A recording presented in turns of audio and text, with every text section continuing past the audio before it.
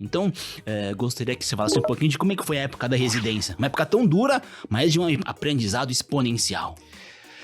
As pessoas não valorizam tanto a residência médica, né? E, assim, cirurgia ela é um pouco diferente de outras áreas porque tem a questão do pegar na mão para ensinar. E fora da residência, em nenhum outro momento, ninguém vai pegar na tua mão e ensinar a dar um ponto, a fazer isso, fazer aquilo.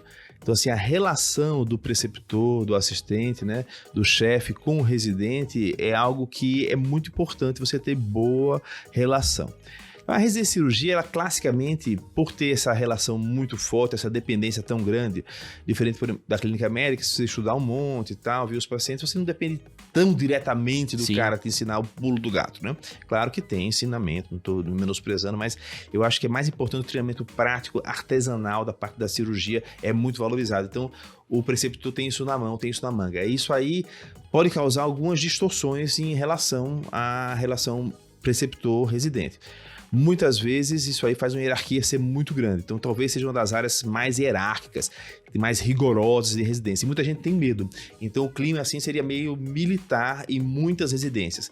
É claro que de 20 e poucos anos atrás, quando eu fiz residência para agora, isso aí está se diluindo, está melhorando, porque já é outra geração, as pessoas não se submetem a tanta coisa, mas a questão ainda da hierarquia com relação ao chefe, né, do mais velho para o mais novo, do R+, para o R-, isso aí permanece. Então você vê que tem uma estrutura hierárquica muito grande. Então, primeiro ponto, se você não é uma pessoa que se encaixe muito nesses modelos hierárquicos, você não vai se dar bem na residência de medicina, de cirurgia. Esse aí é um ponto importante para você ter em mente. Quer fazer cirurgia? Se você quer fazer cirurgia, então saiba, você vai estar no estrutura hierárquica e você vai ter sua posição, você tem que ser respeitado, você tem que se impor para ser respeitado, mas que você tem que obedecer certas regras. Então isso é uma coisa que faz muita gente se afastar da especialidade cirúrgica porque não se adequa àquele clima. Eu diria até que dependendo da subespecialidade que você fizer na sua vida prática, você sempre trabalha em equipe com cirurgia, né? Então tem o auxiliar, tem o anestesista, tem instrumentadora, geralmente quando são equipes grandes tem mais de um chefe. Então assim, você tem que trabalhar em equipe. Então, você trabalhar bem em equipe é essencial para a cirurgia. Então são habilidades que não estão assim na frente de quem pensa em fazer cirurgia, pensa logo em habilidade manual, mas essa coisa de trabalhar em equipe e de respeitar a hierarquia é muito importante, principalmente na residência, né? A questão física também, né? O residente de cirurgia, ele vai virar a noite acordado, ele não vai dividir horário, ele vai fazer de tudo para operar, para manter o centro cirúrgico funcionando, ele vai ter que cavar a cirurgia. Então, o residente de cirurgia é aquele cara que é fominha. Sim. Então, tem o chamado furor operandis, que é aquele que ele quer operar de toda forma. Então, esse cara é o cara que vai ter sucesso na residência de cirurgia. Então, ele tem que gostar muito. Então, é uma residência que tem que gostar muito do ato operatório, porque todo o trabalho da preparação clínica, de cavar a sala, ir ao público, falar com o anestesista, para ele assinar o aviso, para encaixar um caso aqui, outro ali. Então, se demanda muita vontade de você colocar a cirurgia. Infelizmente, no Brasil, essas estruturas burocráticas, às vezes, favorecem a cirurgia não entrar. Então, assim, você ter o desejo de operar, ter o tesão mesmo pela cirurgia e obedecer essas hierarquias, saber trabalhar em equipe são muito importantes na residência. Então, muita gente entra na residência de cirurgia sem saber muito disso. Então, eu acho que é uma dica importante. Você vai ter que ter essa proatividade, você vai ter que ter essa capacidade de trabalhar em equipe. Perfeito. E penso eu que pela qualidade do trabalho e pela importância, não tem como não ser hierárquico, não é?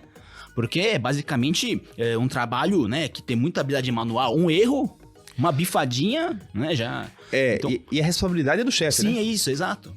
Eu tenho um professor meu, querido, Mitsunori Matsuda, que ele falava assim, paciente operado, vai tudo bem. Quem operou, residente. Paciente foi operado, complicou. Quem operou, Mitsunori.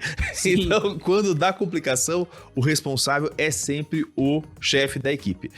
Tem um caso no Hospital das Clínicas antigo, que antes da minha residência até, mas que foi colocado um colchão térmico para uma cirurgia prolongada. E nesse colchão térmico tinha um furinho, era um colchão de água.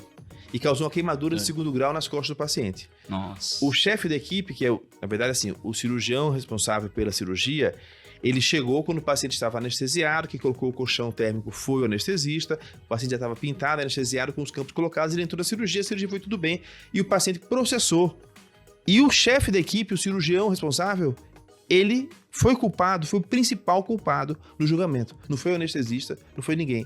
Foi o principal culpado, foi o cirurgião. Então, realmente, o cirurgião-chefe tem essa responsabilidade. Então, ele é responsável pelo ato do auxiliar, pelo ato do anestesista. Isso aí faz com que ele fique, às vezes, estressado, ansioso, pegando no pé. Nossa, o cara é muito chato, o cara é muito rigoroso. Mas é uma necessidade. É claro que você não pode fazer dessa responsabilidade uma maneira de você agredir as pessoas, de respeitar. E a gente tem muito assédio moral ainda no meio cirúrgico, isso diminuiu brutalmente, mas ainda tem alguns cirurgiões que agem com um certo assédio moral, com funcionários da sala, técnicos de enfermagem, circulante, mesmo com auxiliares, com estudantes. Mas isso aí, graças a Deus, vem diminuindo muito. Eu digo que já da geração...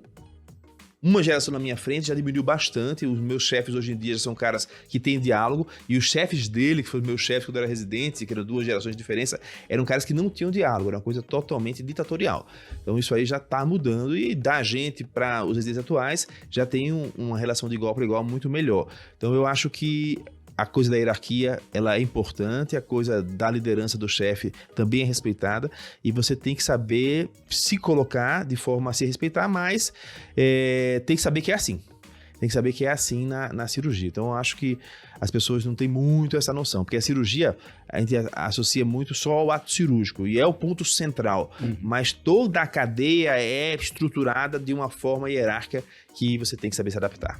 Perfeito. Então, talvez, dentre as várias especialidades médicas, é a que tem que gostar muito de trabalhar e, obviamente, operar. É aquele caso do residente chegar 4, 5 da manhã para evoluir e prescrever todos os pacientes para ele, entre aspas, poder operar.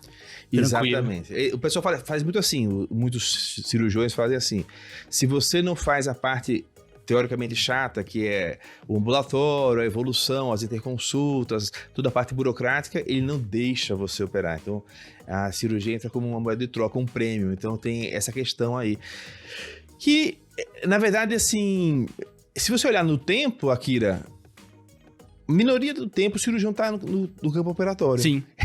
Ele está muito tempo no computador, escrevendo. Ele está muito tempo conversando com o paciente, fazendo ambulatório.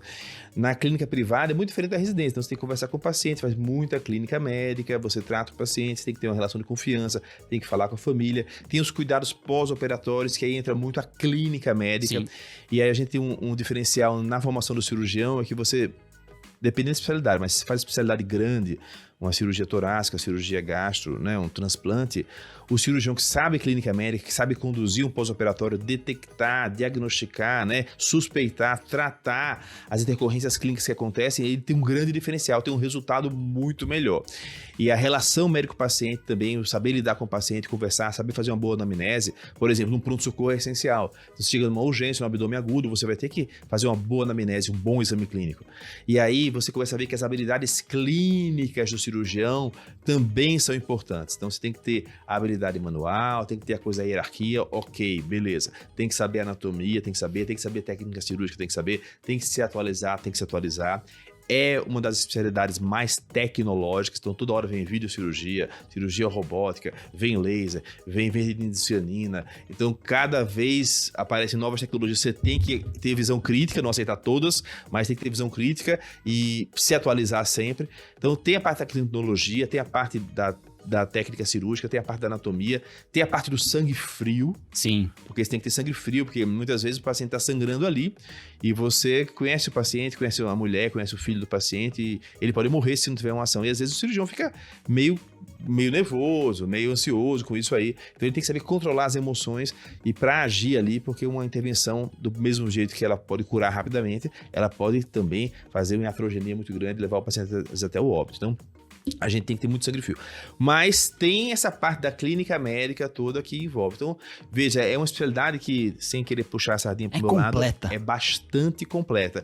E a gente vendo, assim, os professores, os chefes, os colegas mesmo, a gente não consegue ver um cirurgião que ele seja bom em tudo.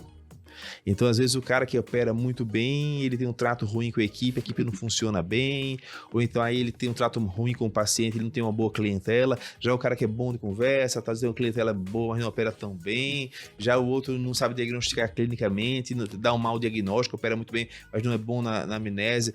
Então, assim, você ter um cara que seja bom em tudo isso é muito difícil, né? E aí é um desafio para você tentar melhorar sempre em todos os aspectos, né? Então, é uma especialidade, eu vou te falar que... Você falou da minha residência, 20 anos atrás. Da minha residência para cá, praticamente nenhuma cirurgia... Assim, vamos dizer, 10% das cirurgias continuam iguais. 90% das cirurgias mudaram. Então, as cirurgias que eu aprendi a fazer na minha residência, eu não faço mais hoje.